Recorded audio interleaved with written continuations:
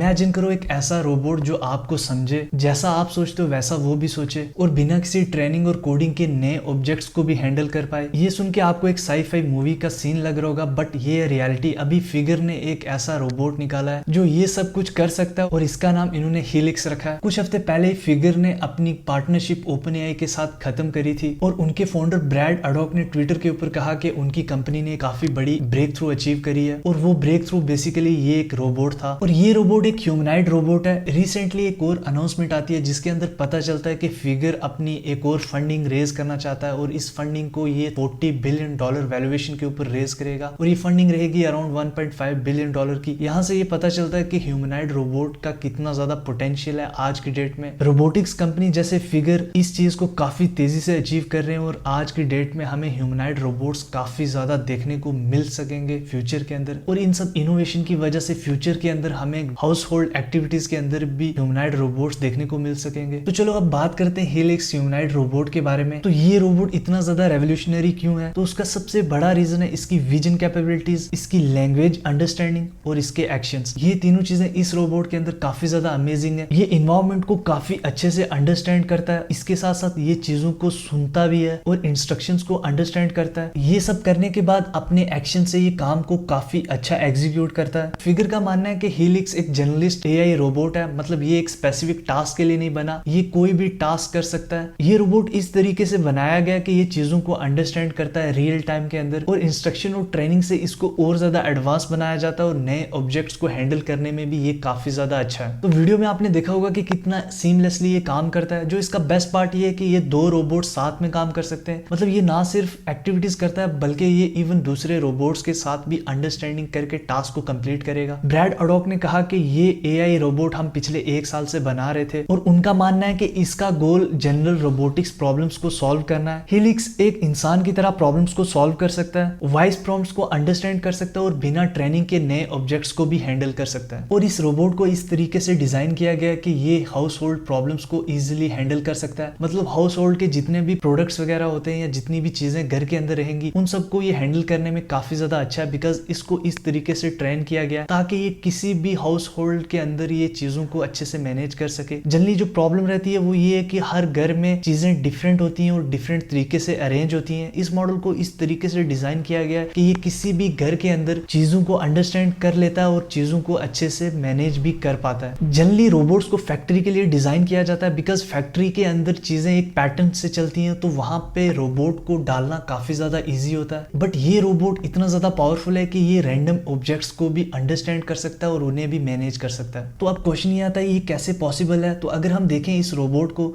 तो इसके अंदर जो इन्होंने सिस्टम डिजाइन किया वो सिस्टम काफी ज्यादा कॉम्प्लेक्स है। इसके अंदर 2 सिस्टम्स को डिजाइन किया गया। बेसिकली इसकी जो वर्किंग अप्रोच है वो 2 सिस्टम्स के ऊपर डिपेंड करती है, जिसका नाम इन्होंने सिस्टम 1 और सिस्टम 2 रखा है। तो ये सिस्टम बेसिकली रोबोट के ब्रेन की तरह काम करते हैं, जिसके अंदर कॉम्प्लेक्स एआई मॉडल्स का यूज किया जाता है, जिससे ये इन्वायरमेंट को समझता है और फिर ये रिस्पॉन्ड करता है। सिस्टम 1 के अंदर इन्होंने इस तरीके से डिजाइन किया गया जिसके अंदर ये रोबोट्स के फिजिकल मूवमेंट्स को कंट्रोल करता है और ये मूवमेंट्स काफी ज्यादा फास्ट होती हैं। सिस्टम 2 थोड़ा स्लो होता है, जिसके अंदर एआई रीजनिंग और प्रॉब्लम सॉल्विंग का लॉजिक को बनाया गया होता है। सिस्टम 2 डिजाइन किया है कॉम्प्लेक्स प्रॉब्लम सॉल्विंग के लिए और ये दोनों सिस्टम जीपीयूज के ऊपर रन करते हैं बिना किसी एक्सटर्नल सर्वर के, मतलब इसके अंदर कोई भी इंटरनेट लेटेंसी का इशू नहीं रहेगा और जिसकी वजह से इसका जो रिस्पॉन्स टाइम है वो काफी ज्यादा फास्ट रहता है। इसकी ट्रेनिंग के लिए 500 घंटे से ज्यादा ह्यूमन टेली ऑपरेटेड सिस्टम का यूज किया गया, जिससे इस मॉडल को फाइन ट्यून किया गया जो रोबोट के एक्शन को और ज्यादा अच्छा बनाता है। फिगर के इस रोबोट हीलिक्स की खास बात है ये कंप्लीटली अपर बॉडी कंट्रोल कर सकता है और इसकी जो मूवमेंट है वो 35 डिग्री प्लस है, मतलब ये कंप्लीटली बिहेव करता है जैसे एक ह्यूमन बॉडी मूवमेंट में बिहेव करती है। इसके साथ ये मल्टी रोबोट कोलैबोरेशन में भी काफी अच्छा परफॉर्म करता है बाकी रोबोट से। इसके साथ इसके अंदर एक ऐसे सिस्टम को डिजाइन किया गया जो बिना ट्रेनिंग के भी नए ऑब्जेक्ट्स को समझने में हेल्प करता है और जिसकी वजह से ये नए ऑब्जेक्ट्स को भी अच्छे से हैंडल कर सकता है। इसके अंदर यूनिफाइड न्यूरल नेटवर्क का यूज किया गया। ये बेसिकली एक मशीन लर्निंग अप्रोच होती है जिससे इसके अंदर एक ही मॉडल का यूज किया गया जो सारे काम करता है और इसके अंदर कोई मल्टी मॉड्यूल सिस्टम नहीं है जो इस रोबोट की कॉम्प्लेक्सिटी को और ज्यादा कम करता है। सबसे बड़ी बात यह कि हीलिक्स कमर्शियली रेडी है, मतलब आपको फ्यूचर के अंदर कमर्शियल मार्केट्स के अंदर इसको बेचते हुए आप देख सकते हो। ये एम्बेडेड जीपीयूज के ऊपर रन करता है, मतलब आपको कोई एक्सटर्नल सर्वर्स या कोई भी इंटरनेट का इशू नहीं देखना पड़ेगा। आपको जस्ट एक परचेज करना है एक रोबोट एंड दैट्स इट। ये आपके लिए फुल्ली काम करेगा और आपके घर की हर हाउस होल्ड एक्टिविटी को ये कर पाएगा। फिगर का ये रोबोट वीडियो के अंदर काफी सीमलेसली परफॉर्म कर रहा है, बट रियल वर्ल्ड टेस्टिंग के अंदर ये कुछ डिफरेंट भी परफॉर्म कर सकता है। बट अल्टीमेटली फिगर एक गेम चेंजिंग ह्यूमनॉइड रोबोट बना रहा है। फिगर की ये अप्रोच काफी ज्यादा यूनिक है। जनरली कंपनीज फैक्ट्रीज के लिए रोबोट बनाती हैं, बट यहाँ पर फिगर ने ट्रेडिशनल रोबोटिक्स से